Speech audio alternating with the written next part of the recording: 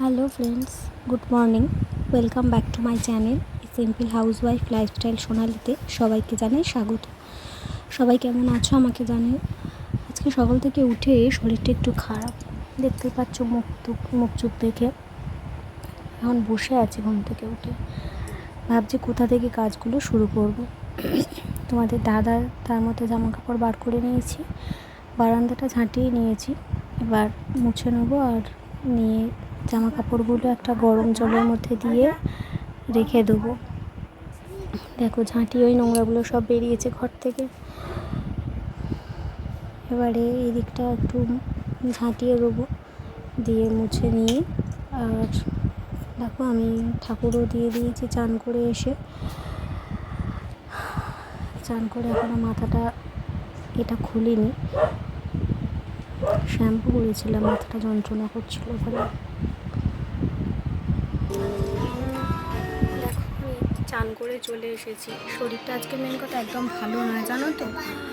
Shampoo করেছিলাম, মাথাটা ভীষণ যন্ত্রণা করছিল, তাই জন্য শ্যাম্পু ট্যাম্পু করে আর এই বসে আছি। এখানে বসে আছি বলাটা ভুল, আমি খেলাম, তোমার দাদাভাই খেতে দিলাম, খেতে দিয়ে ও বেরিয়ে গেছে। আমি বসে আছি, ভাত বসিয়ে দিয়েছি, মাছ আছে। এবার কি মাছ আনি, ওই জন্য বসে আছি যে কি আনলে পারে সেই বুঝে আনাজটা কাটবো।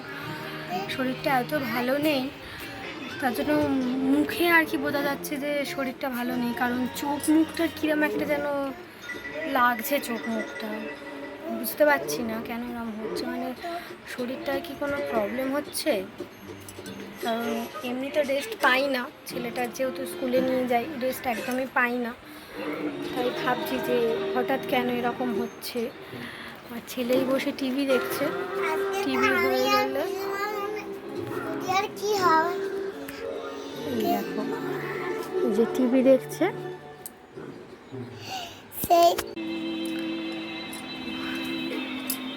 একদম বুঝতে পারছি না কী করবো, জানো তো। আজকে অনেক জামা কাপড় কেচেওছি, কেচে টেচে নিয়ে আর এই বসে আছি। আর আমি ঠিক যখনই জামা কাপড়গুলো কাচবো, জানো তো, ঠিক তখনই প্রচণ্ড মেঘ করবে। জানি না কেন, এইটা মনে হয় আমার সাথে বৃষ্টির বা আকাশের কোনো একটা শত্রুতা রয়েছে। মানে আমার এই জামা কাপড় ছুটির দিনে আর কি বেশি জামা কাপড় কাচি, এমনি যেদিন স্কুলে যাই সেদিনও কাচি, কিন্তু যেদিন স্কুলে থেকে থাকি বাড়িতে,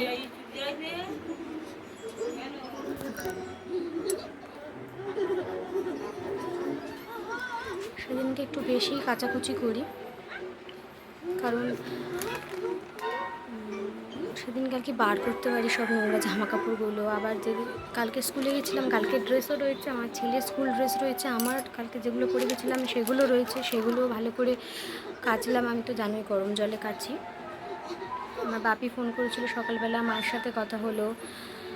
মানে কারোর সাথে কথা বলতে ভালো লাগছে না, এমন একটা শরীরের ভেতরে হচ্ছে যেন মনে হচ্ছে কোনো প্রবলেম হচ্ছে। কি প্রবলেম হচ্ছে সেটা বুঝতে পারছি না, একদম ভালো লাগছে না, একদম না। মানে শরীরটায় কী হচ্ছে আমি কিচ্ছু বুঝতেই পারছি না, কেন যে এইরকমটা হচ্ছে তাও বুঝতে পারছি না।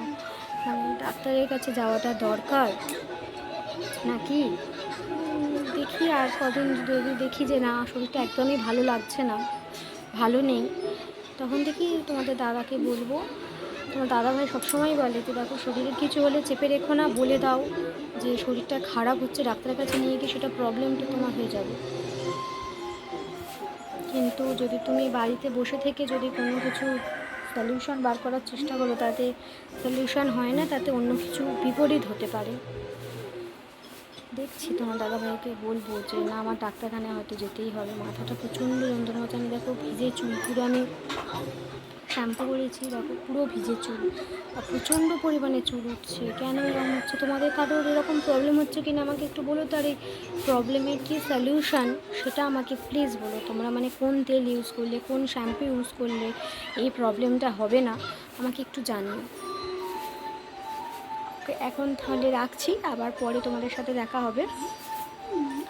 আমি একটু কাজগুলো আর একটু সেরে নিই, দেখি আনাজটা আলু টালুগুলো অন্তত কেটে রাখি, কারণ মাছের ঝোল হবে তো সেটা জানি, সেই বুঝে দেখি।